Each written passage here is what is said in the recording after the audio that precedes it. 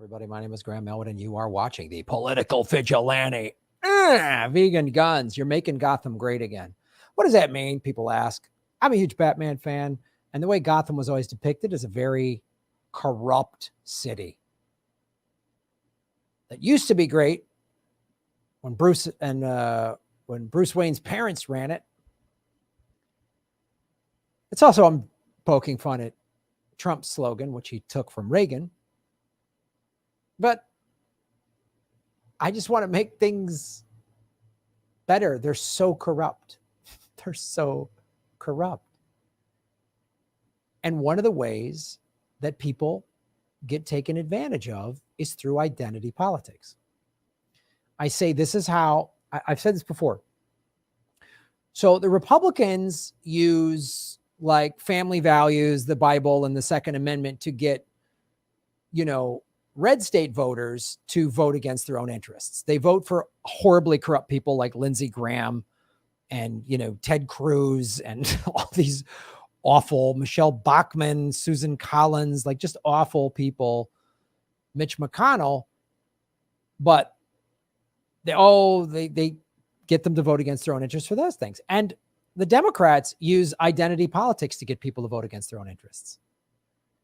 Right? We're hearing this from Biden's cabinet. Oh my God, it's diverse. There's all these women and people of color, but no one's looking at their history. These are people that take money from the oil lobby and are on the Secretary of Defense. I just did a story on this.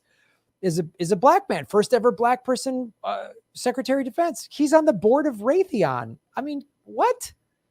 Like Heidi Heitkamp. Oh, yay. We're going to get her in there. She's a Democrat from North Dakota who had oil lobbyists working on her campaign in 2018, and she still lost. So people are waking up to this. People are waking up to this. And there's this new stablecoin act that all of the members of the squad, I've been starting to talk more and more about cryptocurrency. I'm starting a cryptocurrency playlist. And I've had Christy I on this show and Rosie Tran. I'm going to bring Rosie Tran on to talk about this subject. But I just wanted, there's a great article that was written by a black woman. The title of the article, Democrats Hate Black People. Deirdre Ramsey McIntyre wrote this December 6th or 7th. Let's just break down what the Stablecoin Act is, because a lot of you might be new to cryptocurrency. I've only been really paying attention to it about 6-7 months. I'm getting more knowledgeable about it. But one thing I will say about cryptocurrency, it is empowering. It's decentralized banking. It is giving people, I don't know what the number is, but it's something like 3 billion people, if not more, are unbanked. They have no access to banking. And within the black and brown communities here in America, it's empowering people, because we know this. The central banks have used this to crush people and get people in debt and to use war and to all this stuff. Bitcoin takes that away. Cryptocurrency takes that away. And stable coins are another type of cryptocurrency where you can stake and invest them and all this other stuff. Whereas like a regular bank, you put $1,000 into the bank, they will loan it out at 10-1. So they'll loan out $10,000 of your $1,000. That's why if the banks go belly up, you get screwed and you're out of money. Right?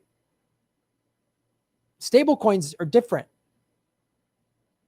So they want to pass new regulation. America there's certain cryptocurrency exchanges that Americans are blocked from using. So this is more of the Federal Reserve and the central banks going, cryptocurrency could really take away our power. So we better pass some bullshit laws about it. This is what this act does. Require any prospective issuer of a stable coin to obtain a banking charter. The whole point of cryptocurrency is you don't need a bank. I can send you crypto. You can send me. We don't need banks. You can live on the other side of the planet. Right now, if you live, I know I have people watching Europe and Australia. If you live in one of these countries and we wanted to transact, send money to each other, we'd have to go through a bank and pay all these fees. And it's a big pain in the ass. Not with cryptocurrency. You give me your Bitcoin wallet. I'll give you mine. Bing, bang. It's with a nominal fee. Easy. That's why they don't like it. It takes away their power. Require that any company offering stablecoin services must follow the appropriate banking regulations on the existing regulatory jurisdictions. And again, this legislation is like, oh, it's the wild, wild west. We can't have this. People are using it for crime and all this other stuff. Oh, and it's not safe. People can hack it. Man, banks get hacked all the time. Require that any company or banking issue a stablecoin to notify and obtain approval from the Federal Reserve, the FDIC, and the appropriate banking agency 6 months prior to its issuance, and maintain an ongoing analysis of potential systemic impacts and risks. So I talk about, watch me on Rockfin, right? Rockfin is blockchain, and all cryptocurrencies are blockchain. They're open source. You can see what's going on. We can't see what Wells Fargo's doing, or Bank of America, or Chase. We can't see what they're doing, but we can see, oh, somebody with this address bought, $50 million in Bitcoin. All right. We know. We can look at the blockchain and say, wow, all this cryptocurrency, especially Bitcoin, is moving from the exchanges to cold wallets, which means people are buying Bitcoin and holding on to it. We know that. You think Bank of America is going to open up their books to us? You think the Federal Reserve is? You think the Pentagon is? The Pentagon that lost $21 trillion, just lost it. We don't know what they did. What if this was open source?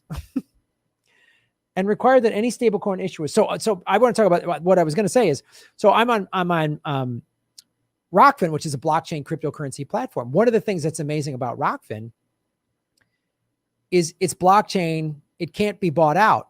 They pay the content creators with a token, right? Which empowers us content creators. YouTube is throttling me all the time. They're unsubscribing people. They throttle my views. They won't let me say this or that. They demonetize me. So Rockfin was like, we're going to create this platform that pay, and we're going to create our own cryptocurrency to pay our content creators in. Well, they want to regulate. We can't have you do that. We can't have you empower content creators because they might get the truth out. Any stablecoin issuers obtain FDIC insurance. So now you got to buy their bullshit insurance. I just had a car accident. I'm just going to tell you this right now, right? So I parked my car legally on the street. I went to dinner. As I was coming out, the car got smashed, right? I bought the car 2 months ago. It was a 2017. It was a Nissan Leaf. So it was a used car. And I put $4,000 down on it, and I had to finance the rest. And this other driver, this woman's insurance is paying for everything. And it's all said and done now. I'm going to get about maybe $2,000 back and not have a car. Maybe $2,200, maybe. So about $1,800, $1,900 is just gone. So that's how great insurance is, by the way. And it's a racket. It's a whole racket. So they're forcing you by their nonsense bank insurance. Maintain reserves of the Fed and maintain reserves of the Federal Reserve to ensure that all stable coins can be readily converted into United States dollars on demand. That's the key ingredient. Because cryptocurrency is taking the power. So how the American empire operates is it uses the US dollar. We talk a lot on the show about the petrodollar. Anytime someone like Gaddafi or Saddam Hussein has gone off the petrodollar, meaning they're not buying and selling oil using the US dollar, they suddenly become a target. Because that's one of the reasons how America has all this power and flexes its muscle is forcing. That's when China and Russia stopped using the petrodollar and China created the petro yuan. Oh, suddenly China and Russia are evil, bad. I just want to show you what this is about. And I'm going to bring Rosie Tran on the show to go into this even more, but I really wanted to talk about this. Democratic Representatives Rashid Tlaib, Jesus Garcia, Stephen Lynch, Alexandria Ocasio-Cortez, and Ayanna Pressley about the Stablecoin Act. So this is what this author in the article that said Democrats hate black people. This black woman said this: pushing this anti-blockchain legislation proves you hate black people worldwide. Because again, cryptocurrency, specifically Bitcoin, are empowering people in like Africa where they don't even have access to banks, but they have access to a smartphone. So it's getting people out of poverty. And this so-called squad, All these Democrats here, people of color, women of color, so they either don't know what this is and they're just signing up for something without knowing it. They've been bamboozled. Or as this woman says, they hate black people. Let me be among the first to say you have messed up. If this legislation passes, black people will be the most penalized because black people have more to gain from blockchain and cryptocurrency technology than nearly any other demographic. It's why it's so revolutionary. It's why Satoshi, the person who created it or persons, has remained anonymous. Some people theorize they're an NSA person because if they became revealed their identity, the NSA would hunt them down and take the technology and snatch it up and go, we got you.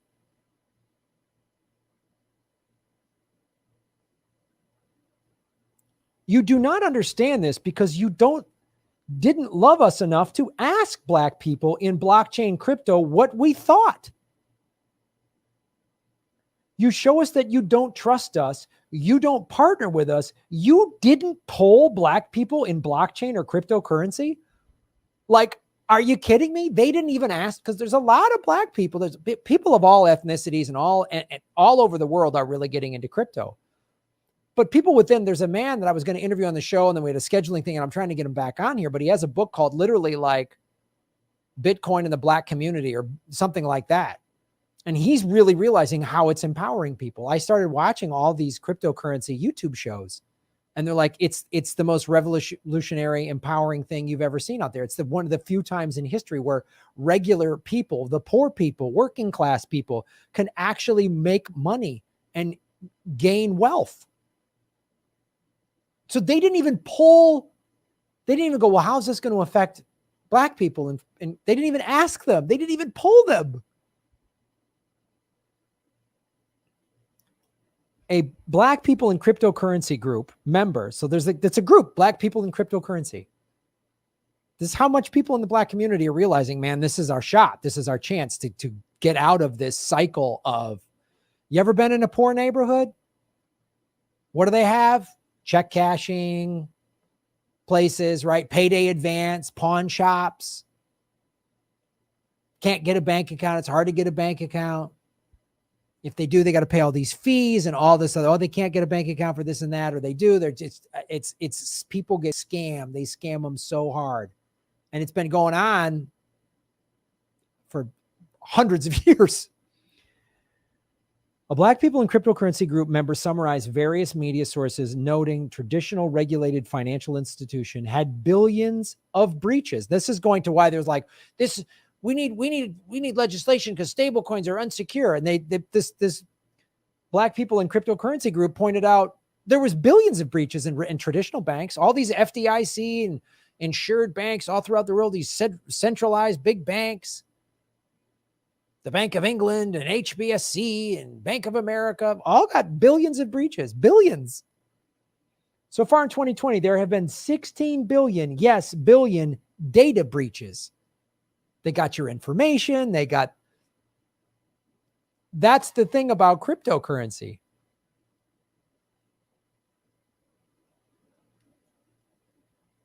To use an exchange like Coinbase, which is a heavily regulated one in America, and it's great for new people. I've used it to get, understand crypto and trading better, but I'm learning there's way better exchanges, and all the really good exchanges are blocked by the US.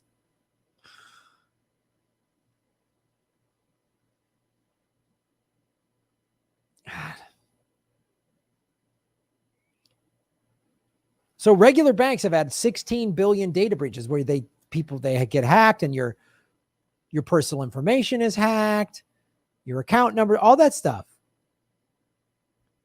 The Stablecoin Act is lock, stock, and barrel the most predatory, white supremacist, colonization-rooted, hegemonically sustaining act of cryptocurrency so far. Boom.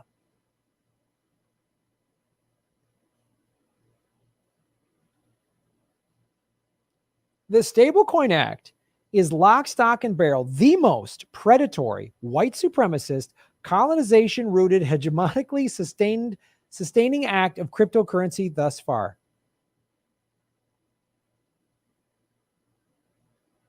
And a bunch of people of color are doing it. I cannot stress enough. This is why you got to wake up. Rosie Tran called me about this. We're going to have her on the show tomorrow. She's like, Graham, I'm a woman of color. This is infuriating. She goes, it's almost worse when these so-called like women of color progressives do this. I go, yeah, it is. It's like the Republicans are very upfront. We're just a bunch of rich, white, racist assholes. We hate you and we don't care. And we think we're better than you because we have a gun and a Bible or whatever. Like they're very upfront about it. At least, you know, oh, they're awful. The Democrats are some ways worse because they say, oh, we're the party of change and diversity and progress. And you see this progress. Like I was excited 2 years ago when AOC won, when the squad got in there. I was like, okay, here we go. This is a big deal. Nice. I was like, this is our like foothold. We can open the door to more. And then they're doing this. And the woman who wrote this obviously knows way more about cryptocurrency than I do. And she's furious, and rightfully so. She's a woman of color. So don't fall for it. Don't fall. I tell you, like this is the Democratic Party is Goldman Sachs with a rainbow flag. That's what it is.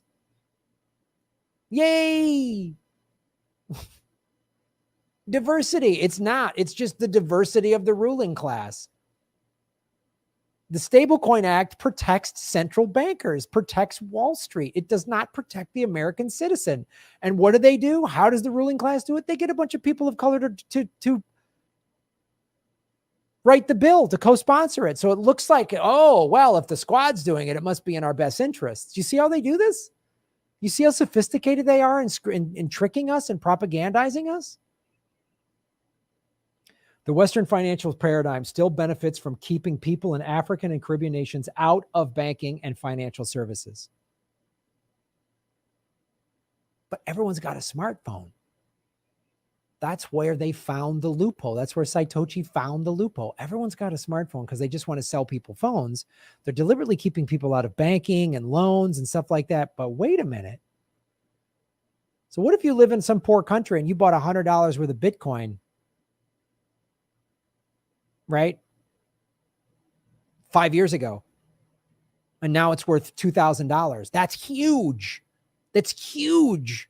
That can change your family's life if you live in a third world. Oh my God, now you can buy a farm and goats and holy shit, you're out of poverty. And that's why they want to go after the stable coins, because Bitcoin is now trading at $18,000, $19,000 a coin. It could go up to 20, 30, 50, 100,000.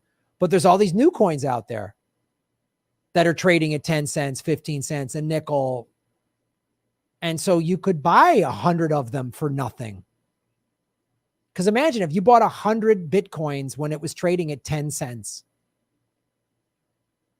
That's $10. If you owned and you kept on to those 100 Bitcoins, you still owed them today. You owned 100 Bitcoins. You would now have somewhere in the neighborhood of $1.9 to $2 million. Do you see that? So stablecoin, you buy some stablecoin today, and we're gonna have Rosie on to explain even more what the staking is, because I kind of understand it, but I just want you to see how crypto can empower the poor, the working class, the average person, and take the power out of the central banks. That's why they're against it. And just because the squad is for the Stablecoin Act, don't be fooled. With blockchain, nations that can't agree whose currency should be more hegemonic might just agree on a stablecoin of mutual benefit. If they don't agree, businesses within those countries can agree to use a supply chain specific stablecoin within and across borders that are fungible with other cryptocurrencies, private industry stablecoins. Again, I use Rockfin as the example. They pay us content creators, and they reached out to us like a year and a half ago, me and a bunch of people. They were a new platform. Please join us. And the coin was trading at about 17, 18 cents. Today, it's trading at over $1. It peaked the other day at $1.15. It's gone up almost a full dollar in like a year. That's huge. That empowers us. I'm a content creator. Well, I don't have 1 million subscribers or 10 million like, the big channels. I have to build, but now I'm getting value for my content.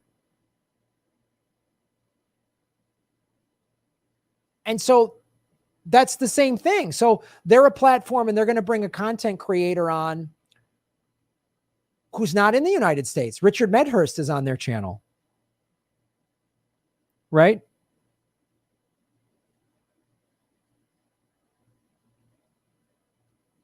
Not on their channel.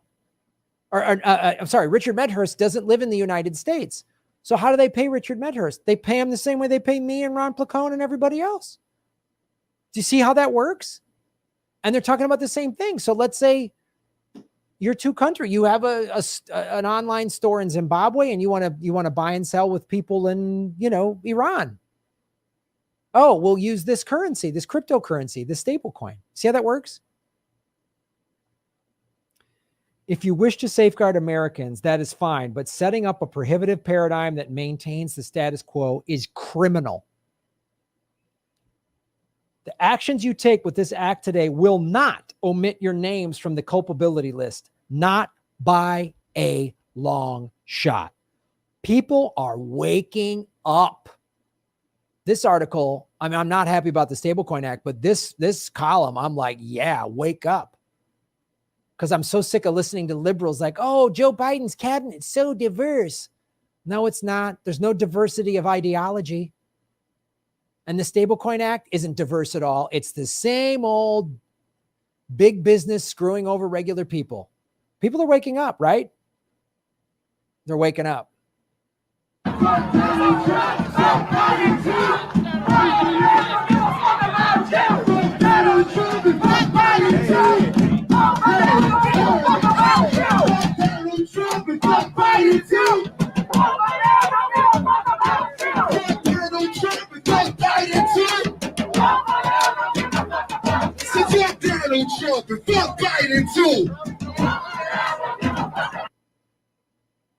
People are waking up. They should.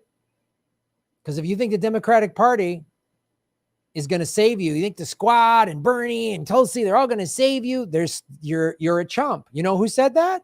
Malcolm X. You're in a position to determine who go to the White House and who stay in the doghouse. You're the one who has that power. You can keep Johnson in Washington, D.C., or you can send him back to his Texas cotton patch. When you see this, you can see that the Negro vote is the key factor. And despite the fact that you are in a position to be the determining factor, what do you get out of it? The Democrats have been in Washington, D.C. only because of the Negro vote. They've been down there 4 years. And all other legislation they wanted to bring up, they brought it up and gotten it out of the way, and now they bring up you. And now they bring up you. You put them first and they put you last. Because you're a chump. The party that you passed controls 2/3 of the House of Representatives and the Senate, and still they can't keep their promise to you. Because you're a chump. Anytime you throw your weight behind a political party that controls 2/3 of the government, and that party can't keep the promise that it made to you during election time, and you're dumb enough to walk around continuing to identify yourself with that party, you're not only a chump, but you're a traitor to your race.